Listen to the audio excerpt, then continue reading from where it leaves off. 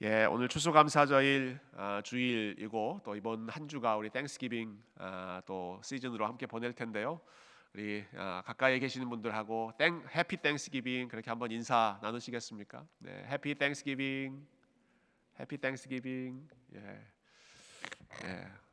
아주 소심하게 인사를 나누셨습니다. 네, 해피 땡스기빙. 오늘 여러분 잘 아시는 것처럼 추수감사주일로 저희가 지킵니다. 지금 이 시대는 옛날처럼 뭐 농사를 주로 드리는 농사를 주로 하는 그러한 문화가 아니기 때문에 어느 한 시즌이 추수하고 수확을 하는 그러한 시즌으로 정해져 있지 않지만 그래도 한 해를 돌아보면서 우리 하나님께서 우리에게 베풀어 주신 여러 열매들을 생각하고 또 의도적으로 우리 감사를 훈련한다는 점에서 우리 추수감사주일이 저희들에게 매우 유익한 신앙의 전통이라고 생각합니다. 특히 이 열매에 대해서 감사하는 이러한 시즌에 오늘 우리가 순서대로 읽는 말씀이 우리 예수님께서 가르쳐 주신 열매 맺는 삶, 그 삶에 대해서 함께 생각해 볼 수 있는 것도 무척 의미가 있다고 생각하는데요. 오늘 본문 말씀은 저희가 몇 주 동안 쭉 함께 살펴보았던 I am 무엇 예수님께서 나는 이러이러하다라고 하셨던 그 말씀의 마지막 요한복음의 7번째 나오는 말씀입니다. 마지막으로 예수님은 나는 포도나무요라고 말씀하셨습니다. 나는 포도나무다. 요한복음의 이 뒤로 가면 갈수록요 예수님께서 다른 어떤 사람들보다도 제자들에게 집중하시는 모습을 우리가 볼 수 있습니다.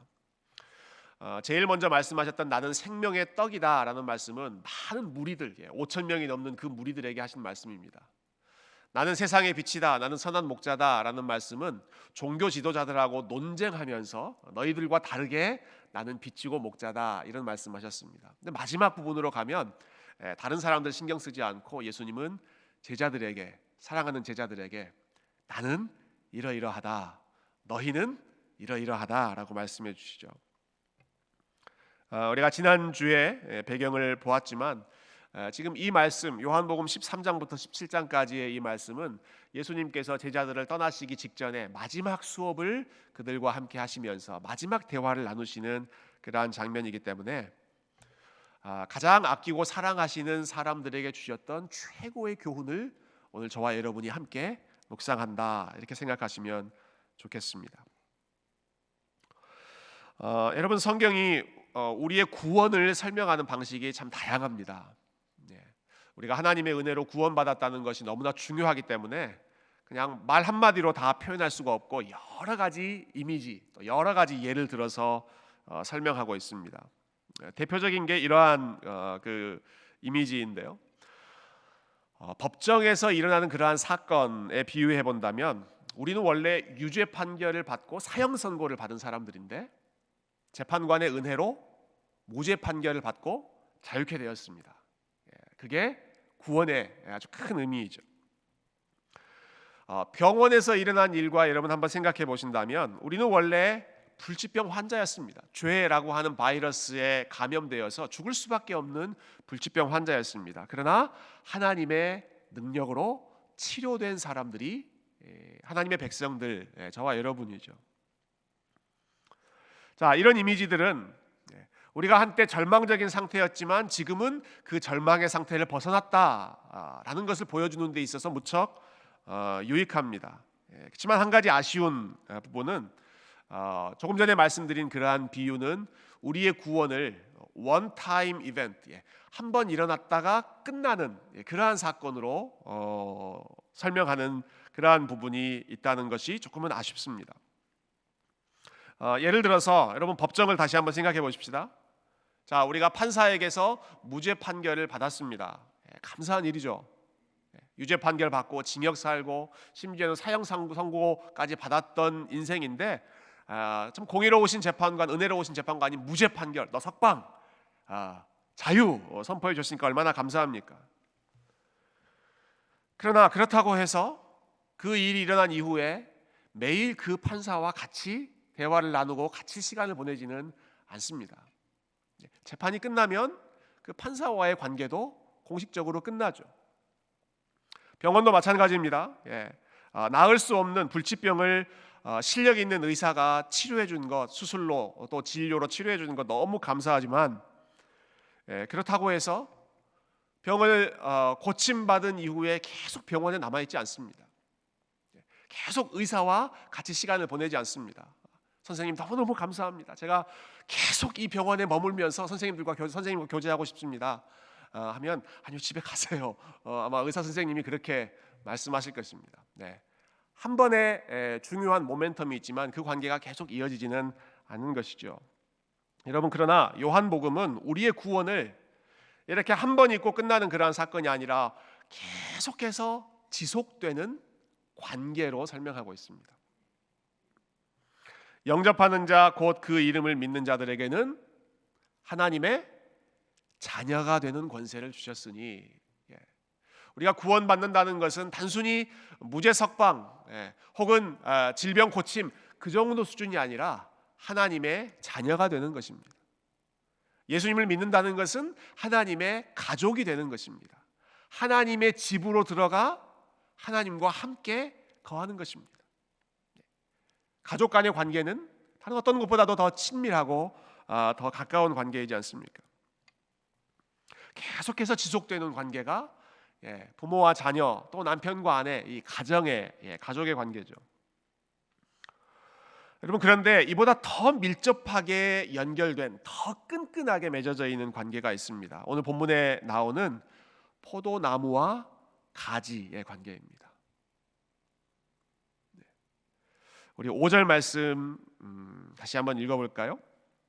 자, 5절 같이 읽겠습니다. 시작. 나는 포도나무요 너희는 가지라. 그가 내 안에 내가 그 안에 거하면 사람이 열매를 많이 맺나니 나를 떠나서는 너희가 아무것도 할 수 없음이라. 아멘. 예수님은 포도나무이시고 우리는 그 포도나무에 붙어있는 가지이다라는 겁니다. 여러분, 아무리 가까운 가족이라고 하더라도 24시간 붙어있지 않습니다. 아무리 사랑하고 좋아하는 가족이라고 하더라도 일정한 거리가, 적정한 거리가 필요하죠. 24시간 계속 매일 붙어 있으면 별로 그렇게 좋은 그러한 관계가 아닐 것입니다. 학교를 가고 일터를 가고 그렇게 자기의 영역에서 열심히 하고 나서 또 다시 만나고 또 헤어지고 하는 그러한 관계가 가족의 관계이지 않습니까? 그러나 오늘 본문에서 말씀하신 이 나무와 가지는 어떤가요? 나무와 가지. 가지는 나무에서 떨어지는 그 순간 죽습니다. 나무와 가지는 잠시도 떨어져서는 안 되는 관계입니다. 잠시 떨어졌다가 다시 붙었다 떨어졌다 그렇게 할 수 없는 관계입니다. 잠시도 나무로부터 떨어질 수 없는 것이 가지, 나무 가지의 현실이죠. 이와 제일 가까운 비유를 하나 더 생각해 본다면 마치 어머니의 뱃속에 들어가 있는 그 태아의 상태를 여러분 생각해 보시면 좋겠습니다. 뱃속에 있는 태아가 생명을 위해 엄마 뱃속에 있는 동안에 그 모든 것, 생명을 위해 필요한 모든 것을 어머니와 연결되어 있는 그 탯줄을 통해서 공급받는 것처럼, 그 탯줄이 끊어지면 생명이 끊어지는 것처럼 나무와 가지의 관계가 바로 이와 같이 연결되어 있습니다. 가지는 나무로부터 끊어지는 그 순간 시들기 시작하고 죽음이 시작되는 것이죠. 예수님께서 지금 이 제자들을 향해서, 그리고 오늘 이 말씀을 읽은 저와 여러분을 향해서 나는 포도나무이고 너희는 가지이고 나와 너희는 이렇게 딱 붙어 있다. 이와 같이 생명으로 연결되어 있다. 뗄래야 뗄 수 없는, 떼어져서는 안 되는 나무와 가지로 꼭 연결되어 있다라고 말씀하시는 것입니다. 이 말씀을 하시는 것은 제자들의 위치를 분명하게 확인시켜 주시는 것이죠. 너희는 너희 스스로의 힘으로 살아갈 수 없는 존재들이다. 하나부터 10까지 모든 것을 100% 나무가 된 나에게 의존해서 살 때만 살아갈 수 있는 것이고, 이렇게 나에게 붙어 있는 것이 너희의 삶에 열매를 맺을 수 있는 가장 중요한 비결이다. 잠시도 우리는 떨어져 있어는 안 된다. 떨어지는 순간 죽음이다라고 말씀하시는 것이죠. 제가 오늘 이 포도나무 비유 요한복음 15장 말씀을 순서대로 설교할 걸 아신 우리 성도님 한 분이 포도나무 사진을 하나 보내주셨어요. 네, 그 사진을 보니까 그 가지의 위치가 더 좀 선명하게 다가오는 것 같아요. 혹시 사진 준비되어 있나요? 예, 좀 보이세요? 이 사진이? 이게 그분이 이제 남미 여행하면서 본인이 봤던 포도원에 있는 그 포도나무를 찍은 사진이라고 그래요. 잘 안 보이시는지 모르겠네요. 이 스페니쉬를 제가 잘 못해서 REDOBLE 흐르도블레 뭐 이런 그 포도, 혹시 포도주를 좋아하시는 분은 이런 종류의 포도주가 있다고 합니다. 근데 그 포도주를 만들어내는 아마 그 종자인 것 같아요. 근데 여러분 보시면 포도나무는 크지 않습니다. 포도나무는 크지 않습니다. 우리 밖에 있는 나무처럼 아주 크고 우람한 그런 나무가 아니라 포도나무는 아주 작고 아담한데 몸통이 있죠. 그리고 가지는 제일 위에 이렇게 뻗어나와 있는 아주 가느다란, 아주 여리고 여린 그것이 포도나무의 가지입니다. 밖에 있는 우리 교회 밖에 있는 그 나무의 큰 나무의 가지들도 팔뚝만큼 뭐 다리만큼 이렇게 우람한 그런 가지가 아니라 가늘고 가는 그 가지, 손으로 툭 치면 떨어지기 쉬운 그것이 포도나무의 가지의 위치였다는 것이죠. 저렇게 연약해 보이는 가지이지만 그러나 포도나무에 붙어 있는 동안에는, 포도나무로부터 생명을 받고 영양분을 공급받을 때에는 때마다 풍성한 포도의 열매를 맺을 수 있는 것이 포도나무 가지의 모습이었습니다. 예수님께서 제자들에게 너희는 이러한 가지와 같다. 너희는 이러한 가지와 같다. 너희들 스스로 살 수가 없고 나에게 딱 붙어 있을 때에만 너희의 삶에서 열매가 나타날 수 있다 말씀하시는 것이죠. 특히 이 말씀이 이 비유가 더 와닿는 이유는 지금 이 말씀을 듣고 있는 제자들의 상황 때문에 그렇습니다. 우리가 지난주에 살펴본 것처럼 여러분 지금 이 제자들은 불과 몇 시간 뒤면 24시간이 되기 이전에 예수님을 부인하고 그리고 세상을 두려워하는 마음으로 예수님을 다 떠나서 뿔뿔이 흩어질 그러한 사람들입니다. 가장 연약하고 부족한 그런 모습이 예견되고 있는 여러분 그 제자들을 향해서 예수님이 뭐라고 말씀하시는 것입니까? 그러나 너희는 여전히 나와 붙어있다. 너희는 이 가지와 같이 가늘고 연약하고 흔들리고 넘어지기 쉬운 그러한 존재이지만 여전히 너희는 나와 붙어있다. 나하고 붙어있는 한 소망이 있다. 나하고 붙어있는 한 너희에게 여전히 생명이 있다 말씀하시죠. 여러분 심지어 3절 말씀 3절 말씀 보시면 예수님이 참 놀랄만한 말씀을 하십니다. 3절에 보시면 너희는 내가 일러준 말로 이미 깨끗하여졌으니 이렇게 말씀하세요. 제자들을 향해서 You are already clean. 너희는 이미 다 깨끗하다. 나의 말로 인하여 내가 너희들에게 준 말, 너희들의 마음속에 계속해서 성령께서 붙잡아 주시는 그 말로 인하여 You are already clean.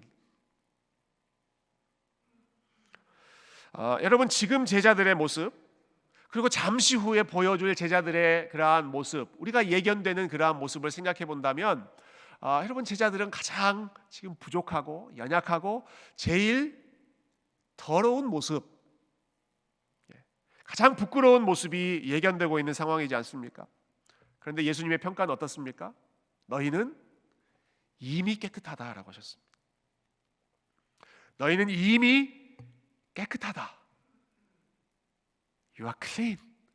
나의 말로 인하여 너희는 이미 깨끗하다. 여러분 어떻게 이런 말씀이 가능할까요? 어떻게 이런 선포가 가능할까요? 어떻게 예수님께서 이렇게 부족하고 부끄러운 모습을 안고 있는 제자들을 향해서 너희는 이미 깨끗하다라고 말씀하실 수 있을까요? 그 이유는 제자들이 지금까지 보여주었던 그 어떤 흠 많은 모습보다도 그리고 제자들이 앞으로 보여줄 그 어떤 부끄러운 모습보다도 예수님에게서 흘러나오는 은혜와 사랑과 용서와 생명이 더 크고 더 강력하기 때문입니다. 제자들의 모습만 보면 클린하다고 볼 수 없지만 예수님께서 너희는 나에게 붙어있고 나에게서 모든 좋은 것이 너희들에게 흘러가기 때문에 너희는 이미 나의 말로 그리고 나와 붙어있다는 이 관계로 인해서 너희는 이미 깨끗한 자들이다. 여러분, 가지가 나무에게 영향을 끼치는 것이 아닙니다. 나무가 가지에게, 몸통이, 뿌리가 나무에게 영향을 주죠. 로마서 11장에 보면 사도 바울이 비슷한 예를 들어 설명하는데요.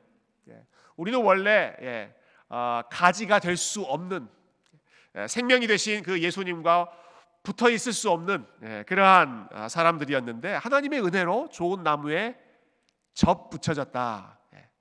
원래는 상관없는 그런 사람들인데 생명이 흐르는 그 나무에 접 붙어졌다, 그런 말씀을 하죠. 그래서 바울이 권면하는 것은 내가 멋있는 가지다 이렇게 자랑할 수 없고 우리를 접 붙여주신 그 하나님의 은혜만을 자랑해야 된다. 그 맥락에서 로마서 11장에 보면 사도 바울이 이렇게 가르칩니다. 11장 한번 보여주시겠어요? 11장 18절에 그 가지들을 향하여 자랑하지 말라. 자랑할지라도 네가 뿌리를 보존하는 것이 아니요 뿌리가 너를 보존하는 것이다. 가지가 뿌리에게 영향을 끼치고 뿌리를 붙잡아주는 것이 아니라 뿌리가 가지를 붙잡아주는 것이기 때문에 아무리 연약하고 쉽게 흔들리는 그 가지라고 하더라도 뿌리가, 나무가 그 가지를 붙잡아주고 있기 때문에 우리가 여전히 남아있을 수 있고 우리에게 여전히 너는 이미 깨끗하다라고 말씀하실 수 있는 것입니다. 여러분, 우리의 열심으로 혹은 우리의 의로움 때문에 나무에 붙어있는 것이 절대 아닙니다. 우리의 모습, 우리의 삶을 돌아본다면 이미 여러 차례 떨어져 나가도 무방한 그러할 정도로 부족한 인생이지만 뿌리가 우리를 보존해주고 있기 때문에 나무가 계속해서 가지에게 생명과 은혜와 하나님의 사랑을 흘려 보내주고 계시기 때문에 그 나무가 우리를 붙잡고 계시기 때문에 저와 여러분이 오늘 이 자리까지 그리고 지금 이 자리에서 우리 하나님을 예배할 수 있는 줄로 믿습니다. 여러분, 추수감사주일에 우리가 감사해야 할 것들이 참 많이 있지만 그 중에 제일 크게 감사해야 할 것은 우리의 구원의 열매를 감사해야 합니다. 구원의 열매. 가지는 아무것도 아니지만 나무 때문에 살아간다. 뿌리가 우리를 붙잡아주고 있기 때문에 하나님의 은혜로 우리가 나무에 붙어졌고 여전히 우리가 하나님의 은혜로 살아갈 수 있다. 지금 이 순간까지 계속해서 저와 여러분을 붙잡아 주셨고 지금도 계속해서 우리의 부족한 삶 가운데 은혜를 흘려 보내주시는 우리 참 포도나무 되시는 우리 주님의 신실하심에 감사하고 우리 하나님께 찬양 드리는 우리 귀한 성도님들 다 되시기를 주님의 이름으로 축원드립니다. 우리가 한 가지 더 감사할 수 있는 이유 한 가지 더 생각해보고 말씀 정리하겠습니다. 자, 우리가 포도나무 가지인데요. 포도나무 가지로서 우리가 감사할 수 있는 또 한 가지는 우리에게 좋은 농부가 계시다라는 것입니다. 우리에게 좋은 포도원 농부가 계신다라는 사실. 여러분 1절과 2절 한번 읽어볼까요? 1절과 2절 같이 읽어보겠습니다. 시작. 나는 참 포도나무요 내 아버지는 농부라. 무릇 내게 붙어있어 열매를 맺지 아니하는 가지는 아버지께서 그것을 제거해 버리시고 무릇 열매를 맺는 가지는 더 열매를 맺게 하려 하여 그것을 깨끗하게 하시느니라. 아멘. 5절에서는 예수님께서 나는 포도나무요 너희는 가지다. 포도나무 비유의 핵심을 말씀하시죠. 그런데 그 말씀을 하시기 전에 예수님께서 확인하시는 것이 있습니다. 나는 포도나무요 너희는 가지다라는 것을 말하기 전에 내 아버지는 농부다라는 말씀을 먼저 하십니다. 포도나무, 가지, 그리고 정말 중요한 것은 농부. 이 나무가, 가지가 건강하게 관리될 수 있도록 결정적인 역할을 하는 것이 농부의 존재이기 때문에 아버지 되시는 농부를 이야기하시는 것이죠.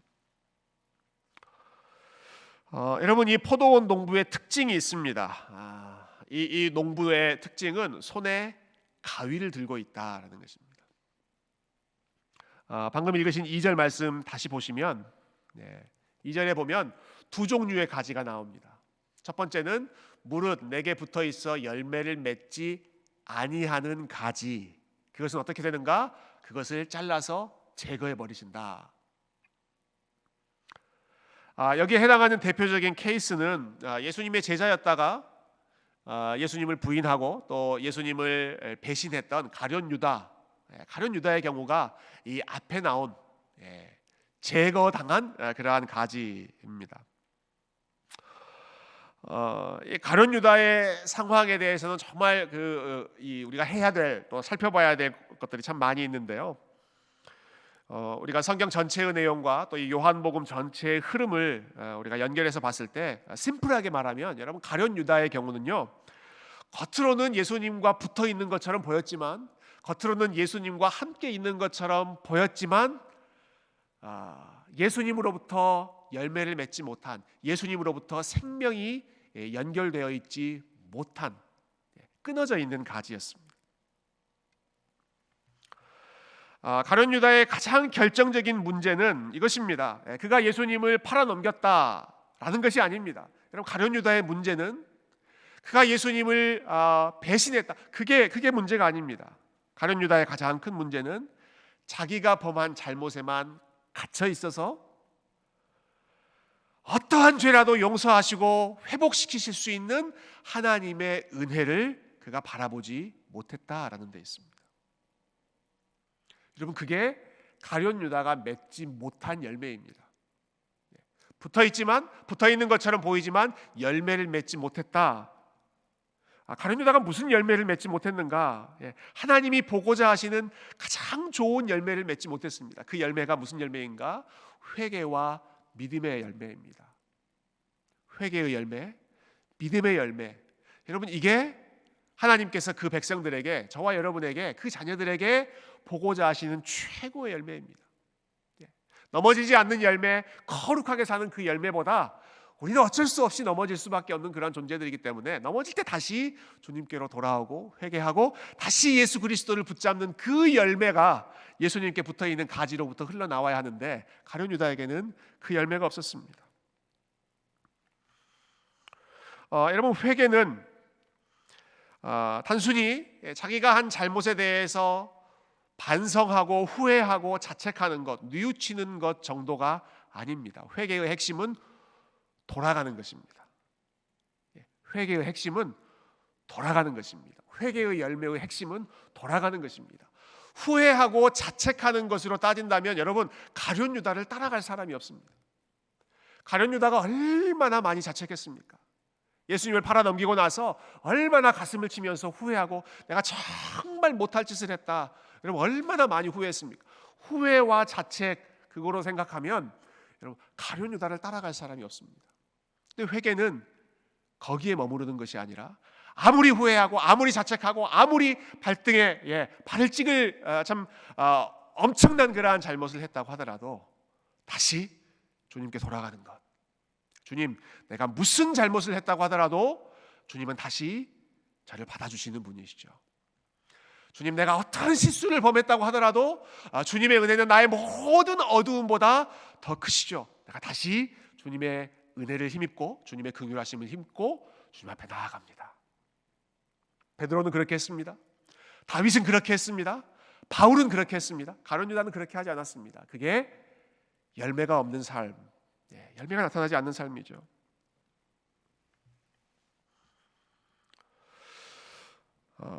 이 2절에 나오는 두 가지 종류의 가지 중에 지금 가룟 유다의 이야기를 잠깐 나눴습니다. 그런데 사실 이 2절 말씀에서의 초점은 저는 가룟 유다보다 그 뒤에 나오는 나머지 11제자, 나머지 제자들에게 더 초점이 있었다고 생각합니다. 예수님께서 이 비유를 말씀하실 때 상황을 생각해 보면, 지금 가룟 유다는 이미 예수님을 팔아넘기려는 그 작전을 실행하려고 다 떠나 있는 상황이고, 지금은 11명의 제자들만 예수님의 말씀을 듣고 있는 상황이거든요.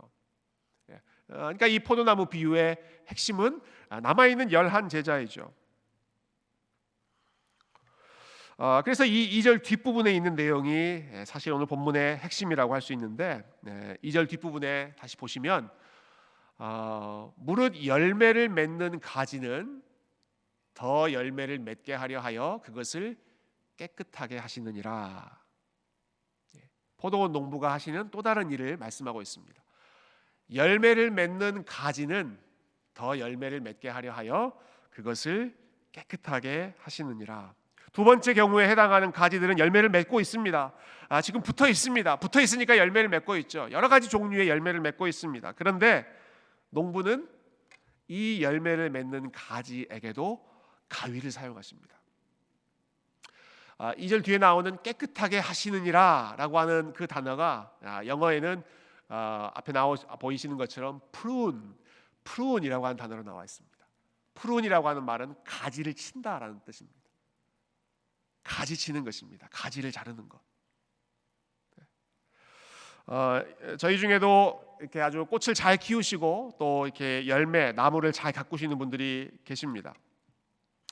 솜씨가 좋은 농부, 솜씨가 좋은 가드너, 정원사들은 가위로 가지를 자르는 일을 무서워하지 않으시죠. 가위로 가지를 적절한 때에 잘라주시는 것이 실력 있는 농부의 역할입니다. 특히 포도나무를 재배할 때에는 이 가지를 적절한 때에 잘라내는 것이 아주 결정적인 그러한 변수라고 해요. 여러분 예배하러 들어오실 때 우리 교회 본당 앞에 있는 점점 예뻐지는 그 화단을 보지 않으십니까? 그 화단에 한동안 그 장미꽃이 굉장히 풍성하게 많이 이렇게 피어 있었습니다. 근데 얼마 전에 몇 주 전부터 싹둑 다 잘라버렸습니다. 그 꽃과 나무를 다 잘라버려서 나가실 때 다시 한번 보세요. 보시면 그 몸통만 있고 그 가지의 많은 부분들이 잘려 있는 그러한 모습을 보실 것입니다. 제가 그 모습 보고 처음에는 좀 서운했습니다. 좀 더 놔두시지. 꽃이 그래도 여전히 많이 피어 있는데 좀 더 놔두시지. 여러분 왜 그 예쁜 꽃의 가지들이 잘렸을까요? 꽃을 키워보신 분들은 아시죠? 그래야 더 꽃이 많이 피기 때문입니다. 그래야 더 많은 열매를 맺을 수 있기 때문입니다. 본문의 2절에서 포도원 농부가 하시는 일이죠. 열매 맺는 가지입니다. 열매 맺는 가지입니다. 좋은 가지입니다. 나무에 붙어있는 믿음의 가지입니다. 그런데도 He is pruning, 가지를 잘라낸다. 무엇을 위해? 열매를 더 많이 맺도록 하기 위해서. 포도원 농부가 그와 같은 일을 하신다는 것이죠. 여러분 가지의 입장에서 생각해 보면 참 날벼락과 같은 일 아닙니까? 멀쩡한 가지가 싹둑싹둑 잘려 나가는 것. 그러나 농부의 입장에서 보면 그것은 농부가 이 나뭇가지를 미워해서 하는 일이 아니라 그 나무를 사랑하기 때문이고 그 나무에서 더 아름다운 열매를 맺기 위해서